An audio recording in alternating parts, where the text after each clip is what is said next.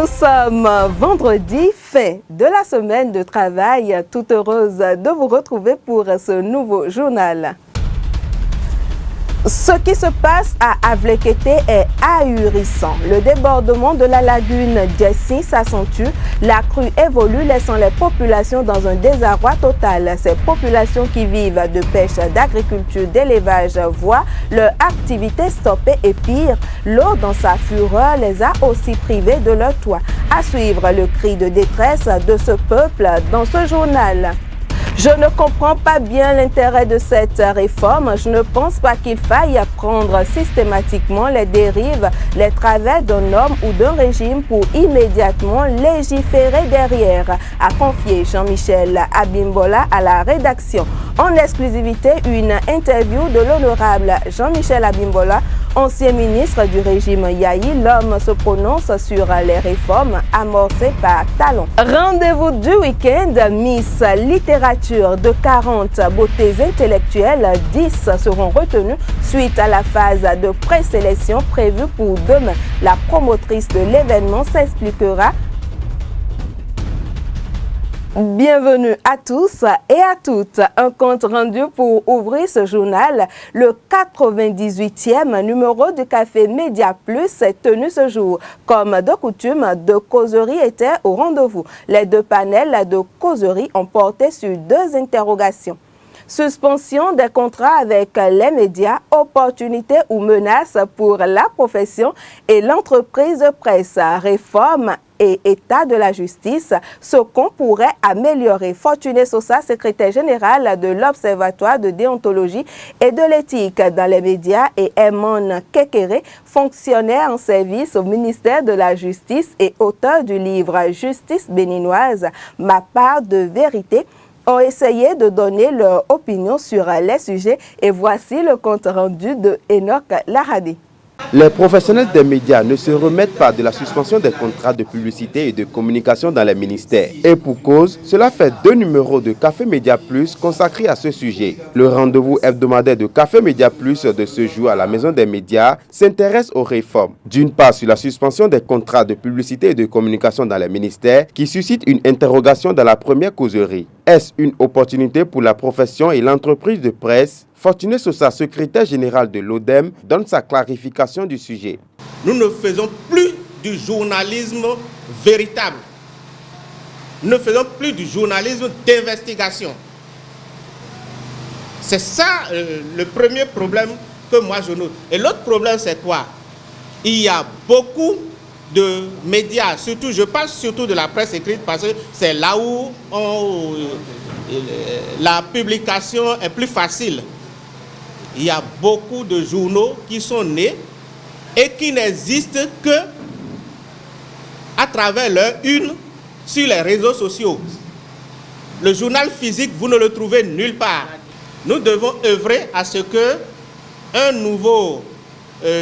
une nouvelle machine soit mise en place, c'est-à-dire qu'il y ait, nous avons le fonds pour le soutien aux médias du secteur privé existe et il faut mettre ça en place. Je crois que après l'aide de l'État 2014, le fonds va être mis en place.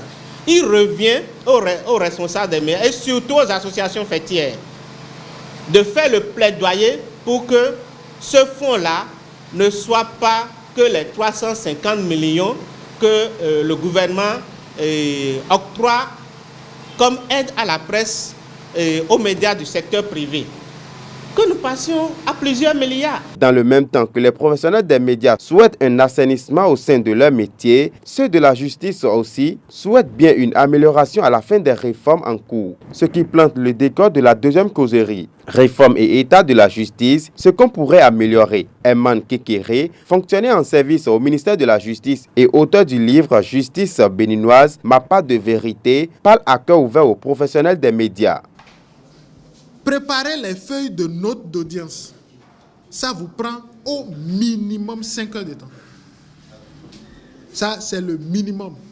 Il y a 5 jours dans la semaine, vous avez 4 jours d'audience. Et pour chaque audience, vous devez travailler pendant 5 heures de temps. Dites-moi à quel moment vous préparez les audiences. Quand le juge d'instruction a plus de 500 dossiers à gérer et à traiter. Dites-moi, humainement parlant, il va faire quelle enquête? Comment il peut aller en profondeur des procédures? Ailleurs, dans d'autres pays qu'on cite comme référence, le juge d'instruction a au plus 12 ou 15 dossiers. Moi, je n'ai pas la science infuse, je n'ai pas la vérité absolue. J'ai juste donné dans ce livre des pistes. J'ai dit, si on réfléchit dans ce sens, on peut trouver la solution. Ailleurs, dans d'autres pays, les gens ont expérimenté tel aspect. Ça peut se faire.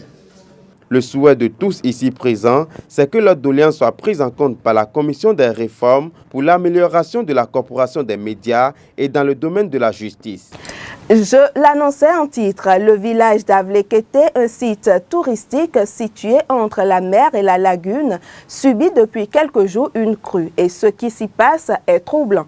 Le débordement de la lagune Djessi s'accentue, la crue évolue laissant les populations dans un désarroi total. Ces populations qui vivent de pêche, d'agriculture et d'élevage voient leur activité stoppée et pire, l'eau dans sa fureur les a aussi privés de leur toit. Suivez le cri de détresse de ce peuple dans ce reportage de Milka Laourou et Thierry Azagba.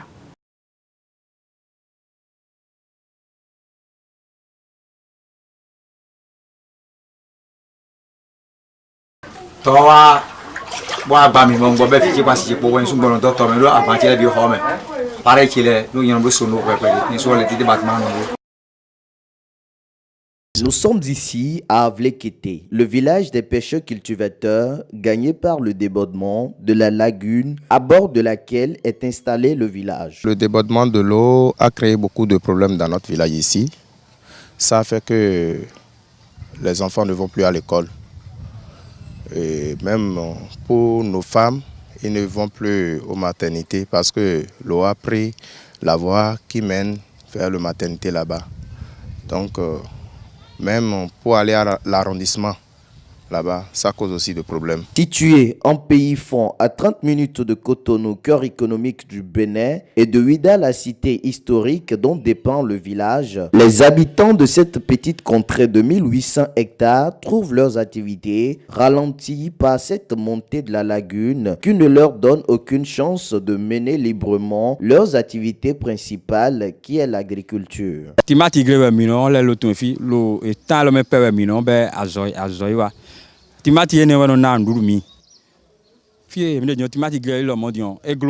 est notre culture première et c'est par ces temps-ci que nous commençons par ensemencer.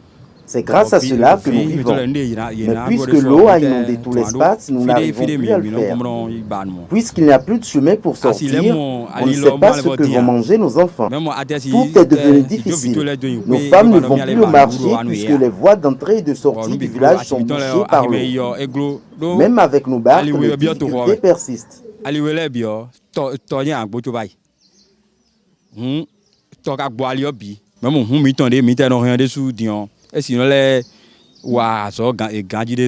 populations rendues vulnérables par la crue lancent un appel à l'endroit des autorités compétentes sur qui elles misent beaucoup pour une sortie de crise dans de brefs délais.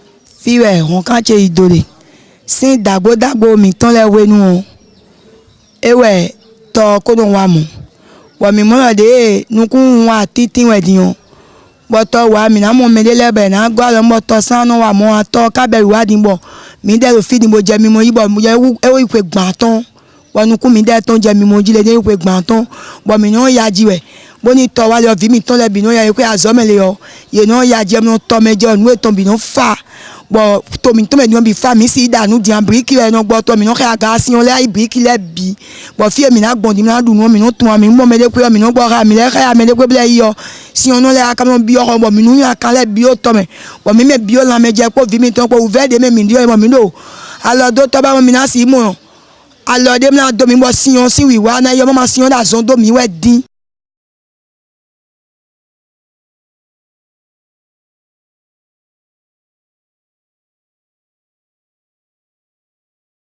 a souhaité que les autorités compétentes se penchent sur cette peine des populations d'Avlekete. La politique et la gestion de Patrice Talon, notamment ses dernières nominations, intéressent la presse écrite béninoise. Voici la revue de presse de ce vendredi, une réalisation de Cadet Achiro.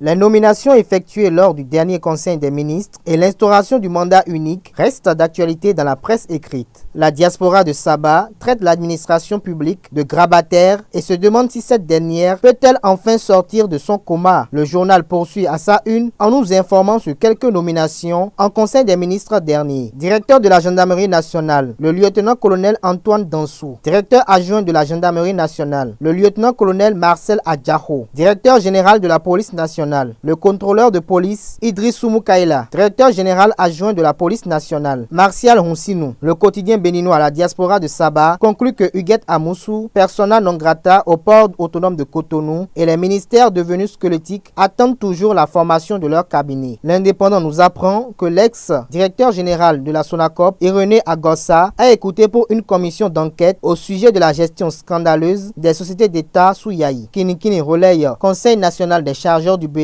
Antoine Dayori s'installe pour un nouveau départ. Le potentiel nous apprend qu'Idriss Ougounou est désormais aux commandes à la Sonacop. Le journal L'Opinion aujourd'hui publie polémique autour de la proposition du mandat unique, une manœuvre des anti-révisionnistes pour noyer le projet. Pour le Canard, un grand fossé entre ce que les politiciens disent devant caméra et micro et ce qu'ils mijotent. Le Devoir met à sa une ce jour élection de Dakpe Sossou au poste de deuxième secrétaire parlementaire. Patrice Talon contrôle désormais l'Assemblée nationale. Notre Voix parle de réforme politique et institutionnelle. Les Béninois disent non au mandat unique de Talon. Il faut éviter les réformes taillées sur mesure. À lire dans les colonnes du journal les réactions de Todjinou, Elegbe, Nago, Davor et consorts. Pour le routier, les politiques à savoir les FCBE, la RB, le PCB et les FDU rejettent l'institutionnalisation du mandat unique. Le routier titre rué vers Patrice Talon, les députés fuient les redressements fiscaux. L'Assemblée nationale deviendra-t-elle une caisse de résonance pour le gouvernement, s'interroge le journal. Le Matin titre ce jour polémique autour de la traversée urbaine de Parakou. Des esprits retors, intoxiquent et manipulent les populations.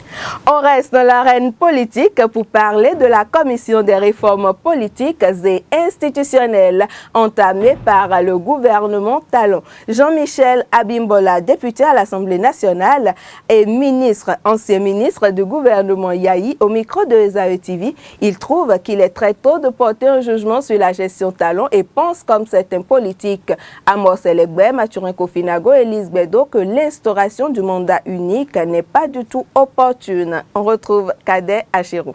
Ce que je voudrais vous dire d'abord, c'est qu'il est trop tôt pour commencer à avoir une opinion sur le gouvernement en place. Je peux dire également qu'il est trop tôt pour commencer à critiquer systématiquement. On s'attache à la forme, ça c'est la forme. C'est des styles de management, c'est des styles de gestion. Ça dépend effectivement de la personnalité de l'homme qui est à la tête de l'État. Vous pouvez avoir des personnes beaucoup plus, disons, expansives, exubérantes, vous pouvez avoir des gens beaucoup plus réservés. Donc nous avons, en ce moment, nous sommes en présence d'un nouveau style de gestion du pouvoir d'État. Prenons le temps de voir les résultats que cela peut produire. Pour l'instant, la classe politique, dans son ensemble, est plutôt, disons, réservée par rapport à cette réforme précise en ce qui concerne le mandat unique. Mon opinion, c'est que, sauf argument, disons, plus percutant, je ne vois pas ce que cela pourrait apporter, disons, au renforcement de la démocratie dans notre pays. Si effectivement on dit que 2 mandats, disons ça, créent, disons, certains travers, c'est-à-dire que lors du premier mandat, le gouvernement ou le chef de l'État, le président en place, n'a qu'une obsession, c'est sa réélection, on ne peut pas systématiser. C'est vrai que ce risque existe. Si on dit également, oui, que ça fait que malheureusement, il ne peut pas se concentrer pour travailler véritablement, le risque également peut exister, mais à contrario, le mandat unique fait que dès qu'un président est élu, nous sommes déjà immédiatement dans une nouvelle pré-campagne pour l'élection suivante. Nous pouvons également estimer qu'à partir du moment où le président qui est élu sait qu'il n'a qu'un seul mandat et qu'il ne craint pas la sanction lors d'une candidature pour sa réélection, il peut être également complètement libre de faire ce qu'il veut parce qu'il a comme un blanc-seing pendant 5 ans ou pendant 7 ans. Par ailleurs, il faut savoir également que ça va imposer le fait qu'il y a systématiquement tous les 5 ans une alternance au pouvoir. Donc ça veut dire que systématiquement, ce qu'on veut éviter, c'est-à-dire la régularité des élections qui nous empêche de nous concentrer sur l'essentiel, sur le développement, ça va nous amener systématiquement à ça. Parce que quand vous avez un président qui est en exercice, sauf évidemment s'il passe complètement à côté de son mandat, il est probable qu'il soit réélu. Ça permet au moins de contenir un peu les velléités, ça permet de faire travailler les uns et les autres et que tout le monde ne se dise pas, bon, ça n'a plus aucune importance pour moi que le président soit effectivement, que je sois en harmonie avec le président, puisque de toute façon, il s'en va bientôt. Donc je ne comprends pas bien l'intérêt de cette réforme et je ne pense pas qu'il faille prendre systématiquement les dérives, les travers d'un homme ou d'un régime pour immédiatement légiférer derrière. Donc je voudrais vraiment dire que le moment venu, il faudrait qu'on ait des arguments qui puissent nous convaincre, des arguments plus percutants, des arguments plus pertinents pour que peut-être nous puissions comprendre l'intérêt du mandat unique. Mais au moment où je vous parle, très franchement, je suis très réservé par rapport à cette réforme précise du mandat unique. Congo, Afrique du Sud, Égypte, Japon. Prenons donc avec les informations d'ailleurs avec la page Inter. Ouvrons cette page Inter avec l'actualité en République démocratique du Congo, où la police congolaise a dispersé ce jeudi 26 mai à Kinshasa une manifestation de quelques milliers d'opposants au président Joseph Kabila. Selon un officiel de l'ONU, un manifestant et une policière ont été tués à Goma dans des échauffourées. Du Congo, faisons un tour en Afrique du Sud. Le groupe audiovisuel public sud-africain SABC a annoncé ce vendredi qu'il ne diffuserait plus d'images de manifestations violentes montrant la destruction de bâtiments publics. De l'Afrique du Sud, rendons-nous à présent en Égypte. Rémi Pigaglio, correspondant du journal La Croix et de RTL au Caire, a été arrêté. Maintenu en détention pendant 30 heures, il vient d'être expulsé d'Égypte sans qu'aucune raison lui soit notifiée. Son journal et ses confrères réclament des explications. Refermons cette page Inter par l'actualité au Japon. Il est le premier président américain en exercice à se rendre à Hiroshima. Lui, c'est Barack Obama. L'objectif de cette visite est conduit sous le signe de la poursuite de la paix qui vient rappeler l'urgence d'agir contre les armes nucléaires. Pour mettre un thème à cette édition, il est question de beauté et d'intelligence, deux mots qui devraient rimer. La beauté n'est rien sans la flamme de l'intelligence et l'intelligence ne s'épanouit que dans l'univers des beaux livres. C'est fort de cela que l'écrivaine Carmen Toudonou a initié de concert avec Habib Dakbougan, lui aussi écrivain, le grand concours national de compte rendu de lecture Miss Littérature. 40 dames seront en phase de présélection demain au Blue Zone à Cotonou. Carmen Toudonou apporte des clarifications sur l'initiative. Miss Littérature, comme son nom l'indique, c'est à la fois un concours Miss, une compétition de beauté, mais de beauté intellectuelle. C'est un concours qui met aux prises des filles âgées de 16 à 22 ans qui vont venir confronter leurs neurones autour de la littérature. Nous avons pris cette initiative simplement parce que nous avons constaté que la lecture n'est pas l'activité qui intéresse le plus les jeunes aujourd'hui. En même temps, nous nous sommes dit, c'est bien de toujours se plaindre, les autorités ne font rien, le niveau est en baisse et tout ça, mais qu'est-ce que chacun à son niveau fait pour changer un peu la chose. Alors, en tant qu'écrivain, avec d'autres écrivains, nous avons réfléchi et nous nous sommes dit qu'il faut organiser une compétition pour déjà encourager les filles qui aiment la littérature et puis amener les autres à progressivement commencer à lire. La seule chose que nous allons évaluer, c'est la capacité de ces filles à pouvoir faire des comptes rendus littéraires. Pour la phase de présélection, elles sont 44 qui se sont inscrites et nous avons donc convoqué ces filles-là pour le samedi prochain à Cotonou, à la Blue Zone, pour la phase de présélection. Et ces filles auront à composer sur une nouvelle de Hilaire Dovonon, qui est un écrivain béninois, une nouvelle qui s'appelle Le vieil homme et la statuette d'ébène, qui est extraite d'un recueil de nouvelles intitulé La floraison des baobabs. Donc, les filles vont composer par écrit sur cette nouvelle, répondre à des questions de compte rendu à propos de cette nouvelle. Et au finish, nous allons dégager les 10 meilleurs. Disons, je précise que la présélection va se passer sous anonymat. Nous avons un jury qui est composé d'écrivains béninois. Le jury est présidé par Florent Eustache-Ressou. Et comme membre, nous avons Hilaire Dovonon, dont nous avons choisi la nouvelle, et Akofa Mirti Ao, qui sont des écrivains. Et donc, ces écrivains-là vont donc corriger les copies des filles sous anonymat et nous dégager les 10 meilleurs. Pour la phase de la finale qui aura lieu le 2 juillet prochain, toujours à Cotonou, eh bien, les filles auront, pendant le temps qui sépare la présélection de la finale, à lire un roman que nous allons leur imposer toutes. Et la soirée va consister à défiler, à répondre à des questions de culture littéraire et aussi à faire le compte-rendu de ce roman. Nous avons voulu donner à cette soirée un format de concours classique Miss, sauf que la chose qu'on prime, ce n'est pas la beauté physique, mais c'est la beauté intellectuelle. Ça fait que nous allons habiller les filles en différentes tenues, nous allons les coiffer, nous allons les maquiller et ainsi de suite. Oui, nous avons obtenu le soutien d'un certain nombre de personnes. Déjà, il y a Esae qui nous accompagne avec Esae TV. Nous avons également quelques entreprises, Kinikini Production, l'imprimerie Graphitech, la Bibliothèque nationale également, l'Assemblée nationale s'est annoncée. Nous avons l'association Peace pour l'enfance et la jeunesse. Et puis, nous avons quelques personnalités, Claude Francisco, l'écrivaine Sophie Adonon. Je voudrais aussi remercier l'honorable député Arrivo Rosi, Norbert. Nous avons d'autres personnes morales qui se sont annoncées et puis donc nous les encourageons à venir soutenir cet événement. En tout cas, nous avons reçu des promesses vraiment fermes de personnes qui sont très intéressées. Donc je voudrais demander à toutes ces personnes qui peuvent accompagner la compétition à ne pas hésiter à venir. Nous avons toujours besoin du soutien de toutes ces personnes. Déjà que les personnes qui se sont annoncées puissent confirmer.